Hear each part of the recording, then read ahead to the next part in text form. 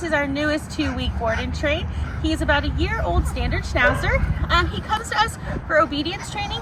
Definitely needs some leash manners, barks at other dogs, barks at people, has a little bit of food aggression, and loves to jump. So let's see what he knows. Cyrus, come. Come. Come. Okay, Cyrus, come.